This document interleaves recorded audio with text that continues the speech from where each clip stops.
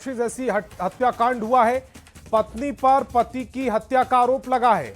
मुर्गा भात के साथ जहर खिलाने का आरोप लग रहा है। आरोपी पति को पुलिस ने गिरफ्तार भी कर लिया है। पहले भी जान से मारने की कोशिश का आरोप लग चुका है। रंका के बाहो कुदर गांव का यह पूरा मामला। बुद्धनाथ सिंह की मौत हुई है। पुलिस मामले की जांच कर रही है। बड़ी खबर इस समय आपकी टेलीविजन स्क्रीन पर, जहां पर पत्नी पर पति की हत्या का आरोप लग रहा है। मुर्गा भात के साथ जहर खिलाने की बात सामने आ रही है। आरोपी पति को पुलिस ने गिरफ्तार किया है। आरोपी पत्नी को गिरफ्तार किया गया है। पहले भी जान से मारने की कोशिश का आरोप लग चुका है। रंका के बाहो कुदर गांव का यह पूरा मामला है। बुद्धनाथ सिंह की मौत हुई है। पुलिस मामले की जांच में जुटी हुई है।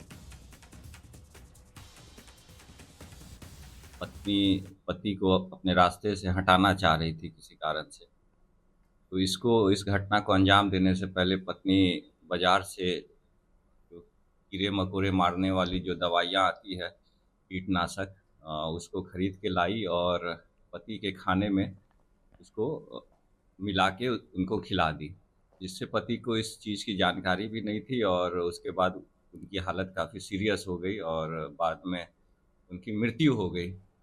तो इस आधार पे मृतिका के माँ जो हैं वो थाने में एक आवेदन दी है, जिस पे हम लोगों ने एफआईआर किया है और पत्नी को अरेस्ट कर लिया है हम लोगों ने। झारखंड बीजेपी ने झारखंड हाईकोर्ट की सुरक्षा का मुद्दा उठाते हुए राज्य सरकार पर जोरदार हमला बोला। प्रदेश बीजेपी प्रवक्ता प्रतुल शाहदेव ने आरोप लगाया कि झारखंड हाईकोर्ट की सुरक्षा को लेकर जो उपकरण खरीदे गए हैं वो पूरी तरह से आउटडेटेड हैं और उन्होंने कहा है कि खुद राज्य सरकार की जांच कमेटी ने ही इसका खुलासा किया। डीआईजी स्पेशल ब्रांच की जांच रिपोर्ट में झारखंड हाईकोर्ट की सुरक्षा को लेकर खरीदे गए मेटल डिटेक्टर और हाई एक्सप्लोसिव डिटेक्टर पूरी तरह से बेकार साबित हुए। उन्होंने कहा है कि सभी उपकरण बिना टेंडर के खरीदे गए हैं। प्रतुल शाहदेव ने पूछा कि 18 जून 2024 की रिपोर्ट एक साल तक दबाकर क्यों रखी गई। दोषी सप्लायर के खिलाफ कार्रवाई क्यों नहीं की गई। कहीं ना कहीं उच्च न्यायालय की सुरक्षा से खिलवाड़ कर रही है। अब आप देखिए, ये रिपोर्ट जो है ये 18 जून 2024 का है।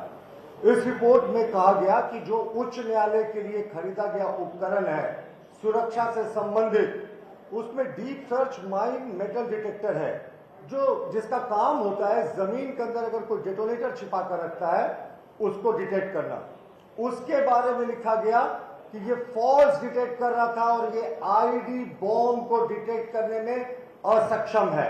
मुख्य न्यायाधीश विद्वान वकीलों के और जो तमाम लोग जाते हैं वहां, सबके आम लोगों की जान को आप कहीं ना कहीं खतरे में डाल रहे हैं। मुख्यमंत्री जी, इंतजार मत कीजिए, तुरंत अभी के अभी उच्च न्यायालय की सुरक्षा को दुरुस्त करें। अगर आपने अभी भी पुराने इक्विपमेंट को लगाकर रखा है, क्योंकि नया टेंडर तभी होता है जब पुराना इक्विपमेंट आपको लगता है आउटडेटेड हो जाता है। जेलों में देखिए 2G जैमर अभी भी लगे हुए हैं, तो आप तुरंत अपडेट कीजिए इन इक्विपमेंट्स को, इंतजार मत कीजिए, केंद्रीय गृह मंत्रालय से मदद लीजिए। लेकिन ये सरकार क्या कर रही है साहब? या तो पुराने वाले से काम चला रहे, या तो आपने ये रिजेक्टेड जो माल था उसको सप्लाई कर दिया। दोनों सूरत में उच्च न्यायालय की सुरक्षा पर कहीं ना कहीं बड़ा प्रश्न खड़ा कर दिया। तुरंत के तुरंत अभी के अभी मुख्यमंत्री जी इस पर कार्रवाई करें। बीजेपी प्रवक्ता प्रतुल शाहदेव ने हाईकोर्ट की सुरक्षा के मानकों पर सवाल उठाया है। कांग्रेस ने बीजेपी के आरोप पर प्रतिक्रिया दी। पार्टी महासचिव ने कहा कि हाईकोर्ट खुद भी अपनी सुरक्षा को देखता है, साथ ही राज्य सरकार भी इसमें सहयोग करती है। बीजेपी के सवाल पर उन्होंने कहा कि अगर ऐसी कोई बात है तो राज्य सरकार की उस पर नजर है, उसे दुरुस्त किया जाएगा। पार्टी को समझना होगा कि किस तरह की बात कर रहे हैं। ऐसा नहीं कि हाईकोर्ट उनके ऊपर संज्ञान ले ले, किस तरह की बातें आप राजनीतिकरण कर रहे हैं। मैं ये समझता हूं कि अगर इसी तरह की कोई बात होगी तो सरकार के संज्ञान में जरूर होगी और सरकार अपना काम करेगी। सरकार का काम क्या है? और हाईकोर्ट ही अगर सुरक्षित नहीं रहेगा, हाईकोर्ट के मानक सुरक्षा के मानक सुरक्षित नहीं रहेंगे, तो मैं हम समझता हूं कि 18 साल भारतीय जनता पार्टी की सरकार ने काम किया और अभी मात्र 6 साल से हम लोग 7 साल से हैं, तो इसको भी देखना पड़ेगा। गोड्डा सांसद निशिकांत दुबे ने झारखंड सरकार पर वोट बैंक की राजनीति करने का आरोप लगाया।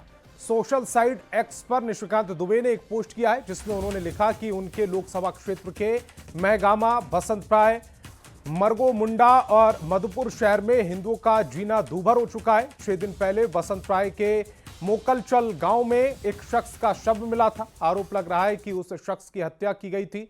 निशिकांत दुबे ने आरोप लगाया है कि वसंत राय में श्रीमद् भागवत पुराण की कथा और लाउडस्पीकर की आवाज से एक समुदाय को दिक्कत हो रही है, जिसके कारण हत्या की वारदात हुई है। साथ ही निशिकांत दुबे ने लिखा है कि वो 19 जून को वसंत राज के मोकलचल गांव जाएंगे और मृतक के आश्रितों से मुलाकात करेंगे। निशिकांत के बयान पर सियासी घमासान भी जारी है।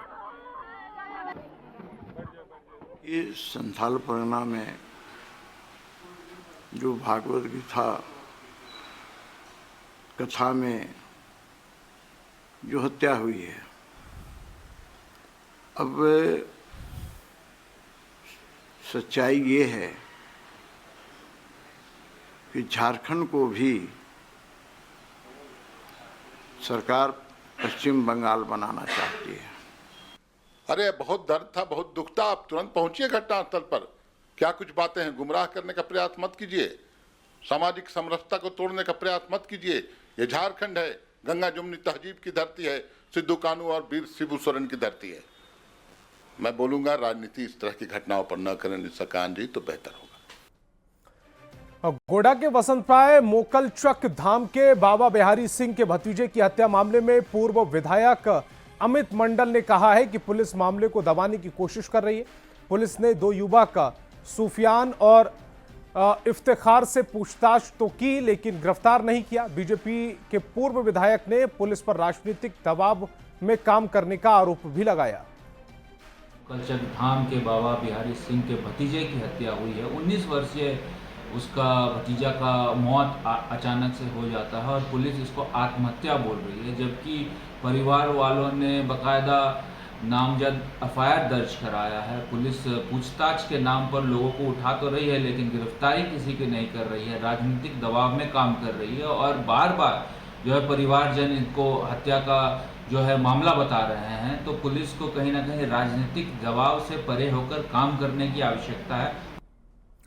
और हजारीबाग से बड़ी खबर मिल रही है। बंद खदान से अवैध खनन जारी है। खनन विभाग पुलिस की छापेमारी की गई। 2 जेसीबी 9 ट्रैक्टर जब्त किए गए हैं। 3 नामजद अभियुक्तों की पहचान कर ली गई। अवैध खनन करने वालों को कड़ी चेतावनी दी गई। इचाक थाना क्षेत्र के टेप्सा मौजा की ये पूरी घटना है। तस्वीर भी इस समय आपकी टेलीविजन स्क्रीन पर है। बंद खदान में यह अवैध खनन किया जा रहा था। खनन विभाग और पुलिस ने छापेमारी अचानक से की, जिसमें 2 जेसीबी 9 ट्रैक्टर को जब्त किया गया है। 3 नामजद अभियुक्त की पहचान कर ली गई। अवैध खनन करने वालों को कड़ी चेतावनी भी दी गई है। इचाक थाना क्षेत्र के टेप्सा मौजा की ये पूरी घटना है।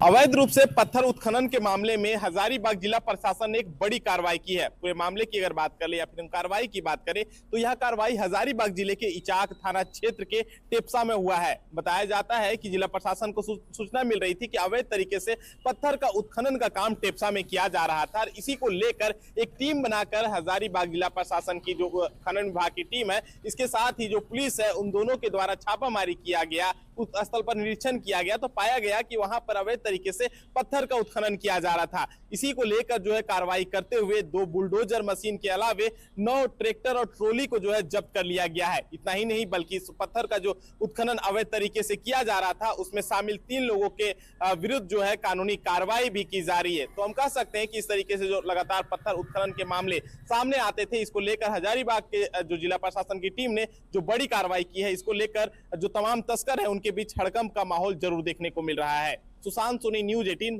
हजारीबाग। रांची के कांग्रेस भवन में झारखंड कांग्रेस की ओर से जनता दरबार का आयोजन किया गया। इस जनता दरबार में कांग्रेस कोटे के मंत्री इरफान अंसारी मौजूद रहे। दरबार का समय 11 बजे से तय था, लेकिन 1 घंटे की देरी से इसकी शुरुआत हुई। मंत्री इरफान अंसारी ने तकनीकी वजह से देर होने की बात कही। जनता दरबार में स्वास्थ्य विभाग से जुड़े मामले आए, जिनके समाधान का स्वास्थ्य मंत्री ने भरोसा दिया। मंत्री ने कहा कि आज जनता की परेशानी को सुनने के लिए जनता दरबार लगाया गया और जब तक उनकी परेशानी को खत्म नहीं किया जा सकता तब तक ये जनता दरबार चलता रहेगा। हम लोग का बच्ची का एक ब्लड नहीं बनता है। ब्लड लेने जब जाते हैं, सदर जाते हैं तो सदर में बोल देते हैं कि ब्लड नहीं है। रिम्स जाते हैं तो रिम्स में भी ब्लड नहीं है। सदर क्यों नहीं जाती है? हम लोग को ही ब्लड का कमी है। ब्लड सब सरकार सभी सुविधा दे देते हैं, पर हम लोग को ब्लड बैंक से ब्लड ही नहीं मिलता है। खून का कमी, उसका दिक्कत है, खूने का कमी है, थैलेसेमिया है। दिक्कत है सर, हम लोग वहाँ अप्लाई किए तो ब्लॉक जाते जाते थक गए, इसलिए सर यहाँ आए। मैया योजना के सिलसिले नहीं मिल, कोई लाभ नहीं मिल रहा है, इसीलिए आए हैं। जनता दरबार लगाया गया है और हमें लगा था कि 10-20 लोग होंगे, लेकिन यहाँ तो सैकड़ों लोग आ गए हैं। तो जो फरियाद है, निश्चित तौर पर मैं कहना चाहता हूँ, जो भी समस्या है उसका समाधान यहाँ से होगा। जब तक हम समाधान नहीं करेंगे हम यहीं पर रहेंगे। तो लोगों की जो समस्या है अवगत हो रहे हैं, कुछ हमने समाधान किया है और एक एक करके हम सुनेंगे, उसके बाद आप लोग को हम ब्रीफ करेंगे। और मुख्यमंत्री हेमंत सोरेन से शहीद जवान सुनील धान के परिजनों ने मुलाकात की। आरक्षी सुनील धान के परिजनों को सम्मान राशि के रूप में कुल 2 करोड़ 66 लाख रुपए की वित्तीय सहायता दी गई। मुख्यमंत्री हेमंत सोरेन ने शहीद जवान सुनील धान के परिजनों को state bank of India police salary package के तहत जारी 1 करोड़ 20 लाख रुपए की वित्तीय सहायता राशि का चेक सौंपा। वहीं गृह विभाग की ओर से 1 करोड़ 46 लाख की राशि शहीद के आश्रितों के बैंक अकाउंट्स में क्रेडिट किए गए। इस मौके पर सीएम ने कहा है कि राज्य सरकार शहीद के परिजनों के साथ हमेशा खड़ी रहेगी। और रांची से बड़ी खबर है, 3 जुलाई को रातू रोड का लोकार्पण किया जाएगा। 3 जुलाई को जनता को यह समर्पित कर दिया जाएगा। एलिवेटेड कॉरिडोर रक्षा राज्य मंत्री ने एक्स पर पोस्ट कर इसकी जानकारी दी है। केंद्रीय परिवहन मंत्री की व्यस्तता के कारण यह बदलाव किया गया। 19 जून को रातू रोड का लोकार्पण होना था पहले, लेकिन अब इसे 3 जुलाई कर दिया गया है और 3 जुलाई को जनता को एलिवेटेड कॉरिडोर समर्पित कर दिया जाएगा। रक्षा राज्य मंत्री ने एक्स पर पोस्ट कर इस जानकारी को साझा किया। केंद्रीय परिवहन मंत्री की व्यवस्था का हवाला देते हुए यह बदलाव किया जा रहा है।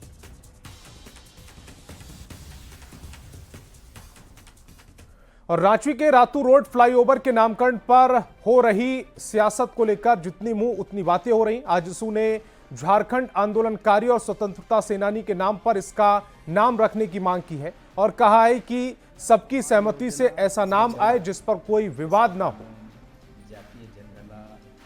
फ्लाईओवर जो रैप बना रहा था कि झारखंड के आंदोलनकारियों के नाम से या झारखंड के जो स्वतंत्रता सेनानी है उनके नाम से ही होना चाहिए। स्वतंत्रता सेनानियों के नाम से आए कोई आपत्ति नहीं है, झारखंड आंदोलनकारियों के नाम से आए कोई आपत्ति नहीं। हम ये कहें कि सर्वमान्य रूप से ऐसा नामकरण करके जिसके पर विरोध ना हो। और जातीय जनगणना की अधिसूचना जारी हो गई है। इसके बाद इसको लेकर क्रेडिट लेने की होड़ मची है। जेएमएम का कहना है कि इंडिया गठबंधन की ये पुरानी मांग रही है, लेकिन सरना धर्म कोड को शामिल करने की मांग जारी रहेगी। कांग्रेस का कहना है कि राहुल गांधी के कारण जातीय जनगणना होगी। बीजेपी का कहना है कि केंद्र सरकार किसी के दबाव में काम नहीं करती है। देखिए, जातिगत जनगणना बहुत पुरानी मांग रही है हमारी पार्टी की, इंडिया गठबंधन की। हमारे मैनिफेस्टो में भी था, हम लोगों ने दबाव बनाया था। ये विषय चूंकि केंद्र सरकार का विषय होता है, इसलिए हम लोगों ने दबाव बनाया और मांग की थी। इस मांग में भी आप देख लीजिए। लेकिन अब एक बार फिर आंदोलन और एक बार फिर हम पुरजोर तरीके से मांग करते हैं कि सरना धर्म कोड का क्या होगा। कांग्रेस और राहुल गांधी के दबाव में केंद्र की सरकार ने जातीय जनगणना करने का फैसला तो लिया, लेकिन हमारा स्टैंड इसमें बिल्कुल साफ है। जिनके हक और अधिकार के लिए हम ये मांग कर रहे थे वो पूरा होना आवश्यक है। देखिए, केंद्र की सरकार दबाव में कोई काम नहीं करती है। इन्हें जो भ्रम हो रखा है ना, इस भ्रम को इन्हें दूर कर लेना चाहिए। केंद्र की सरकार, मोदी जी के नेतृत्व वाली सरकार कोई भी काम राष्ट्र हित में करती है। और झारखंड में एनजीटी के निर्देश के बाद नदियों से लगातार बालू उठाने की खबरें सामने आ रही हैं, जिसके बाद विपक्ष ने सरकार पर निशाना साधा। बीजेपी विधायक सीपी सिंह ने कहा कि बालू माफियाओं को सरकार के अधिकारी का संरक्षण है। बीजेपी के आरोप पर कांग्रेस और जेएमएम ने पलटवार करते हुए कहा कि बालू उठाव पर सरकार का पूरा नियंत्रण है। वहीं कांग्रेस ने बालू तस्करी को गंभीर समस्या बताते हुए जिला प्रशासन के लगातार कार्रवाई करने की बात कही है। आए दिन भी आप देखें, आम दिनों भी जब रोक नहीं होती है तो भी बालू ब्लैक में बिकती है। इस सारा का सारा खेला राज्य सरकार करवा रही है, इसके संरक्षण में ये सब चीज़ें हो रही है। छिटफुट इधर उधर से लोग ऐसी हरकतें कर जाते हैं। अब उस पर भी सरकार उसको संज्ञान में ली है और कैसे पूरी तरह से रोक लगे उसके प्रयास में लगी हुई है। लेकिन ये हालात सभी राज्यों में। बालू के उठाव पर कई तरह के रोक सरकार के तरफ से लगाए गए हैं। जिला प्रशासन के द्वारा भी कई वाहनों को जब्त किया गया है और उन पर कार्रवाई हो रही है। इसीलिए मैं कह सकता हूं कि जो कानून है उसका पालन होना चाहिए और प्रशासन अलर्ट रहे। और जमशेदपुर से बड़ी खबर मिल रही है। 25 लाख की ठगी का आरोपी गिरफ्तार कर लिया गया। फर्जी दोस्त बनकर घर में घुसा था आरोपी, जेवर और जरूरी दस्तावेज लेकर फरार हो गया था। गिरडी से गिरफ्तार कर हिरासत में भेजा गया। अधिकारी बनकर लोगों को फंसाता था आरोपी। बड़ी खबर इस समय आपकी टेलीविजन स्क्रीन पर, जहां पर 25 लाख की ठगी का आरोपी गिरफ्तार है। फर्जी दोस्त बनकर घर में घुसा था आरोपी, जेवर और जरूरी दस्तावेज लेकर फरार हुआ। गिरडी से गिरफ्तार कर लिया गया। पहचान किया गया और उसके पते और ठिकाने के आधार पर और तकनीकी साक्ष्यों के आधार पर उनको पहले गिरिडीह से पूछताछ के लिए लिया और पूछताछ में जब उनके समक्ष सारे साक्ष्य लाए गए तो उसने अपना जुर्म कबूल किया और उस व्यक्ति ने इस शहर में अभी तक की पूछताछ में करना के अलावा टिल्को में कुछ घटनाओं में संलिप्त होने का दोष स्वीकार किया है। उसके अलावा राउरकेला उड़ीसा जिला में भी एक घटना कारित करने की बात को स्वीकार किया है। और झारखंड में एक अजीबोगरीब मामला सामने आया जिसने शिक्षा विभाग पर बड़े सवाल खड़े कर दिए। जैक परीक्षा में एक ऐसी छात्रा पास हो गई जिसने परीक्षा दी ही नहीं। स्कूल ने उसे मैट्रिक पास का मार्कशीट भी थमा दी। पूरा मामला साहिबगंज जिले के पतना प्रखंड के उत्क्रमिक उच्च विद्यालय दिग्घी का है। 10वीं कक्षा में पढ़ने वाली नंदिनी कुमारी ने परीक्षा देने से 1 साल पहले ही मैट्रिक पास कर ली। जैक ने उसका रिजल्ट भी जारी कर दिया, जिसके बाद छात्रा और उसके अभिभावक चिंतित हैं। नंदिनी नाम से विद्यालय में 2 छात्राएं हैं। एक को कम उम्र की वजह से रोक दिया गया, लेकिन दूसरी नंदिनी कुमारी के कागजात में पहली नंदिनी का रजिस्ट्रेशन नंबर और माता पिता का नाम दर्ज कर दिया गया। वहीं उस मामले को लेकर स्कूल की प्रिंसिपल से पूछा तो उन्होंने सुधार की बात कही है। मामला चर्चा में आने के बाद शिक्षा पदाधिकारी ने इसे भूल को सुधारते हुए जांच पर कार्रवाई का आदेश दिया है।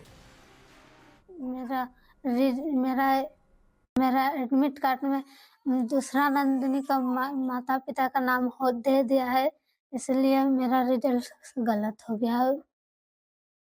किसका नाम था उसमें? सर, उनकी लड़की का नाम नंदिनी कुमार? हाँ, उसका भी नंदिनी कुमारी है। परीक्षा मेरी बेटी दी नहीं है, परीक्षा के रिजल्ट आ गई। आने के बाद मैंने कि नंदिनी कुमारी 2 गो था, नंदिनी 2 गो, एगो 2.5 टूर का, एगो मेरा बेटी दिखी था। लेकिन सब चीज सब ठीक है, लेकिन हमारा बेटी का एग्जाम का रिजल्ट सब आ गया है। तो हम लोग स्कूल के जाने के बाद बोले कि मैडम जी बोले कि ये सब छोड़िए, सब समाधान हम कर देंगे। तो परीक्षा नहीं दी थी? परीक्षा नहीं दी थी।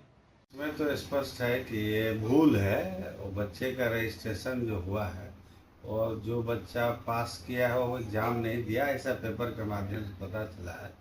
तो मिसिंग है, उसको जांच करके गलत तो हो गया है, प्रकाशित तो हो गया रिजल्ट, लेकिन कहीं ना कहीं जो है रजिस्ट्रेशन एक ही नाम की 2 बच्ची है, तो 2 बच्ची में वो रजिस्ट्रेशन उसका दोनों का रजिस्ट्रेशन हुआ था, लेकिन जो बच्ची एग्जाम दी उसका रिजल्ट प्रकाशन में उसका आईडी नहीं है, रजिस्ट्रेशन नहीं है। और ऐसे में कई सवाल उठ रहे हैं। न्यूज़ 18 ये सवाल पूछ रहा है कि बिना परीक्षा दिए कैसे नंदिनी पास हो गई, कैसे बदला नंदिनी का रजिस्ट्रेशन नंबर, मैट्रिक का फॉर्म भरने में गलती कहां पर हुई और जिसकी वजह से एक नंदिनी की जगह दूसरी नंदिनी को इसका फायदा मिल गया।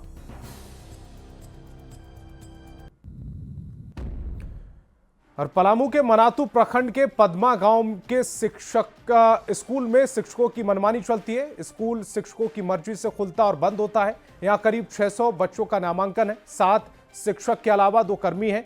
फिर भी स्कूल में ज्यादातर समय ताला लटका रहता है। 1981 में बना जनता उच्च विद्यालय अनुदान की राशि पर चलता है। अनुदान की राशि मिलने के बाद भी स्कूल की हालत खराब है। जिला शिक्षा अधीक्षक ने मामले की जांच कर कार्रवाई का भरोसा दिया। शिक्षक साथ रहते हुए भी बच्चे नहीं आते हैं। स्कूल परिसर में ताला लगा रहता है। हम लोग सबसे पहले तो इस बात की पुष्टि करने के लिए एक बार मौजूद हूँ मनातू प्रखंड इलाके में, जहाँ पे पद्मा गांव है और पद्मा गांव में ये स्कूल मौजूद है। आपको बता दूं कि जनता उच्च विद्यालय पद्मा मनातू ये विद्यालय है और 1981 से स्थापित ये विद्यालय है, लेकिन यहाँ की हालत खस्ता है। आज देख सकते हैं कि वर्किंग डे है, उसके बाद भी विद्यालय जो है बंद है। अभी थोड़ी देर पहले यानी कि 9:30 बजे ये विद्यालय को खोला गया है। वो भी अनुसेवक जो है वो सिर्फ यहाँ पे मौजूद हैं और इस विद्यालय को खोले हैं, लेकिन एक भी शिक्षक यहाँ पे मौजूद नहीं है। और जो भी विद्यालय के कमरे हैं उसमें आप देखेंगे तो ताला लगा हुआ है। और हैरत की बात है कि इस विद्यालय में करीब 600 बच्चे शिक्षा ग्रहण कर रहे हैं। और इस उच्च विद्यालय में अगर हम शिक्षकों की बात करें तो 7 शिक्षक इस विद्यालय में मौजूद हैं। शिक्षक का भी यही कहानी है। उन लोग का भी बाल बच्चे हैं। एक शिक्षक है पांडु के हैं तो उनका जो है से कम पर भी तो आने जाने में 500 रुपया खर्चा होता है। उनको लगभग जो है से 81,000 रुपया मिला है। तो सर बताइए कि 81,000 रुपया मिलवे किया है और पांडु से आते हैं तो कितना खर्चा होगा। अब सवाल है कि 600 बच्चों का भविष्य इस विद्यालय से संवर रहा है। अब देखने वाली बात होगी कि विभाग के अधिकारी इस मामले पर कितना गंभीरता दिखाते हैं। कमल, न्यूज़ 18 पलामू। और अब बात मौसम की। मानसून को लेकर अच्छी खबर है। झारखंड में मानसून अगले 24 घंटे में प्रवेश कर सकता है। मौसम विभाग ने रांची समेत कई जिलों में आंधी, ठनका और बारिश का अलर्ट जारी किया है। पूरे राज्य में आज येलो अलर्ट जारी है। इस बीच आज जामताड़ा, रामगढ़, हजारीबाग और देवघर में अच्छी बारिश हुई। बारिश में मौसम खुशनुमा हो गया है, खुशगवार हो गया। बादल छाए हुए हैं। मौसम विभाग ने आज बारिश को लेकर अलर्ट जारी किया। राज्य में मौसम में हुए बदलाव को लेकर लोगों ने राहत की सांस ली है। तो इस बुलेटिन में फिलहाल